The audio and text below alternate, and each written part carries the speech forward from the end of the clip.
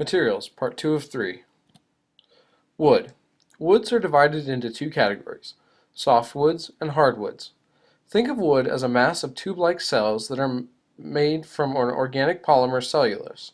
These tubes are bonded to each other by another material called lignin. New cells continuously grow during the spring and summer months in a region under the bark called the cambium layer. Softwoods. Softwoods come from coniferous trees, which bear exposed seeds in the form of cones. The term softwood is deceiving because not all softwoods are soft or weak with respect to their physical properties. Some different types of softwoods like pine, spruce, fir, hemlock, and cedar, and some of their common uses. You can pause and read through those if you want. Hardwoods. Hardwoods come from deciduous trees. Hardwood trees have broad leaves that are lost after the end of a growing season and bear their fruit in the form of berries or nuts instead of cones. Some examples of softwoods of hardwoods include hard maple, cherry, white oak, white ash, black walnut, and yellow poplar. Ceramics. Ceramics are of the least understood of all the classes of materials. Ceramics are a diverse class of materials based on solid compounds of both metallic and non-metallic elements that are prepared by the action of heating and subsequent cooling. Common metallic elements found in ceramics include aluminum, silicon, magnesium, beryllium, titanium, and boron. Common non-metallic elements include oxygen, carbon, and nitrogen. Ceramics are weak in tension and extremely rigid in compression. This means that they can withstand large compression loads without exhibiting noticeable deformation. Most people use ceramic objects every day because of their other exceptional quality, the ability to act as a thermal insulator. Ceramics have the highest melting point of all engineered materials. Traditional ceramic objects have been and continue to be made from clay, which is composed of mostly silicon and aluminum. Ceramic materials fall into different categories including whiteware, structural clay, refractories, glass, abrasives, and cement and concrete. Whiteware. It was first created in China during the second half of the first millennia AD. Two common engineering applications of whiteware are ceramic bathroom tiles and the ceramic component of an engine spark plug. The color isn't necessarily white. Refractories. The word refractory literally means to resist heat. Refractories are non-metallic ceramic materials that are applied in situations where extreme temperature, above 1000 degrees Fahrenheit, are encountered. The most widely publicized application of refractory ceramics is a space shuttle's thermal protection system. 34,000 individually shaped tiles make up the shuttle's outer skin. These tiles prevent a shuttle from burning up because of the extreme temperatures that are generated while entering the Earth's atmosphere. Refractories have one major weakness: they're very brittle. This disadvantage was a cause of the Space Shuttle Columbia disaster that occurred in February of 2003. The shuttle suffered damage to its ceramic heat shield.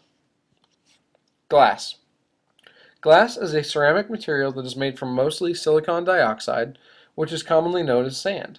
It was first discovered in Egypt around 8000 BCE as an unexpected glaze that would appear on pottery in an overheated kiln. The glass we are familiar with today was not created until about 1500 BCE. Common engineering applications of glass include windows in buildings and automobiles, and lenses in eyewear, microscopes, and telescopes. Abrasives. Diamonds, both natural and artificial, are considered ceramic materials and are used as high-quality abrasives in drilling and grinding tools.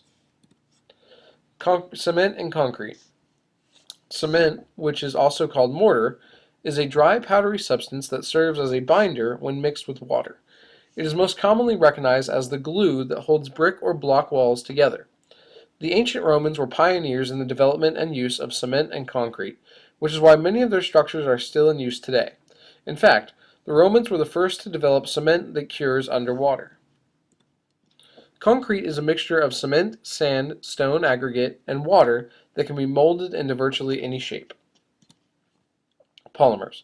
Polymer is an umbrella term that encompasses all high molecular weight organic compounds, either naturally occurring or synthetic, that are comprised of at least 100 repeating chains of simple molecules called monomers.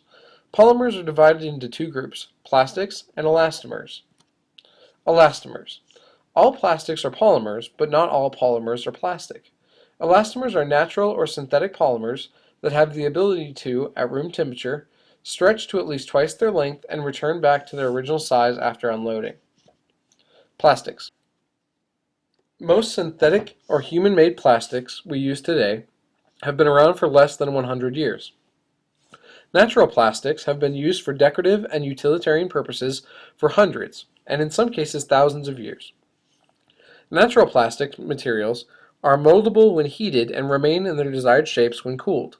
Amber, animal horn, tortoiseshell, and shellac are naturally occurring materials that fall under the category of plastics. The word plastic is both an adjective and a noun.